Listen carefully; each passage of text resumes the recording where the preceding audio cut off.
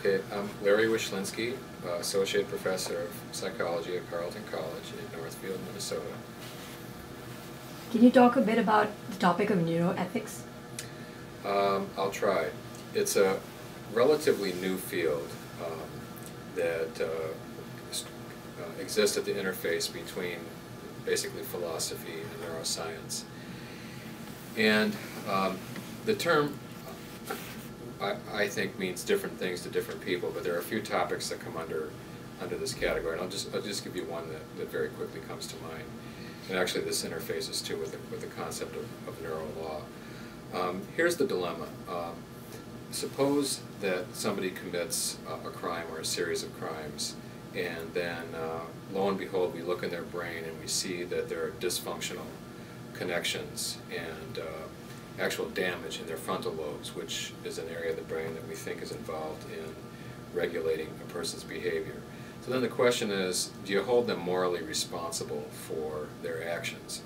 And then you get into the category of, so what if you knew that you had some deficiencies in your frontal lobes? What is your obligation to repair those deficiencies or to seek medical attention for them? And if you didn't seek medical attention for them because you didn't know that you had a medical problem, does that absolve you of a level of responsibility that you would have if you knew you had these problems? And then you get into the issue of what is the larger role and responsibility of the society to help people with these problems. And I'll give you another example that kind of spins off from this. In the area of how to deal with and treat sex offenders, here's a dilemma. After people have served a crime, we have this assumption in U.S. law and in many countries that, okay, you've done your time, you've done, paid your debt to society, and it's time to be released. An alternative way to look at it is, well, you have served your time, but you still have a damaged brain, and that damaged brain could result in significant problems in terms of the probability of basically committing the crime again.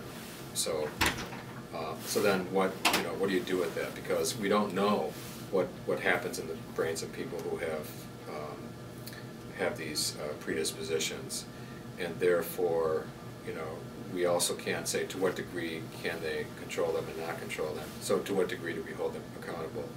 And neuroscience can begin to, I think, help us with a framework to begin to maybe think about these things in a way we haven't thought about them before.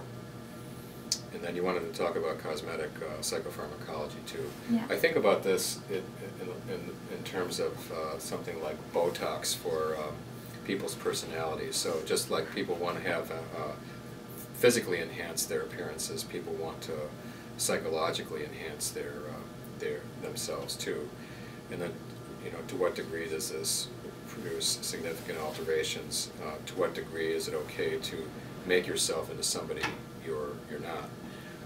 Is that in the same category as changing your facial appearance, for example, with plastic surgery? And that's an interesting question. And then where an ethical issue comes in for me is then, to what degree do clinicians have a responsibility to not let people do this? In other words, changing basically who they are in order to be somebody that they're not.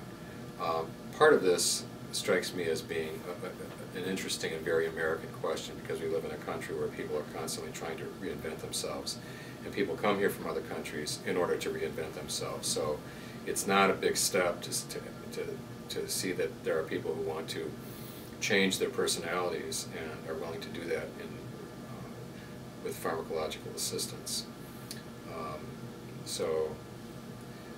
I'm still trying to decide what I think about that, but it's an interesting dilemma. And then here's another ethical issue. There's a subgroup of people who have this overwhelming desire to cut off one of their limbs. I can't remember what the exact clinical term for this is, but they don't feel normal, and they think they would feel normal if they were missing a limb. So some of these people will go to extraordinary take extraordinary measures to do this. First of all, they might try to find a surgeon who will do it, and most won't, for good reasons. And then they'll do things like put their leg in, let's say, you know, liquid nitrogen or dry ice or something like that, in order to produce impairments to the point where, you know, medically people have no choice but then to cut it off. So they'll do these kinds of things, and they'll often say after they lose their limb, they feel good. This feels right. This feels normal.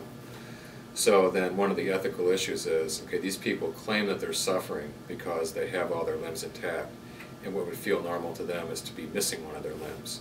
So as a surgeon, as a medical professional, do you have an obligation to alleviate their suffering even though you're actually damaging or removing a, you know, a part of their body? I think there are a lot of ethicists who would say, no, you can't do that. These people are damaged, they're impaired, and you've got to find out why they feel this way. That's not normal. I know of one case of a guy who, after being on antidepressant drugs, began to rethink his desire to have one of his limbs cut off after he had one of these done already, because of, I think he exposed himself to dry ice and lost it. But so there's a number of places here where we have the technology to do these things, and then the question is, should we do these things? Whose decision is it to make to do these things? And then how does that work in a society that prides itself on being libertarian and you know, promoting fulfillment of the individual and maximum happiness of the individual? So I think where people draw the line is going to be different from society to society, and maybe, you know, more liberal in this country because we like to have people do, you know, do what they wish with their bodies. So those are a few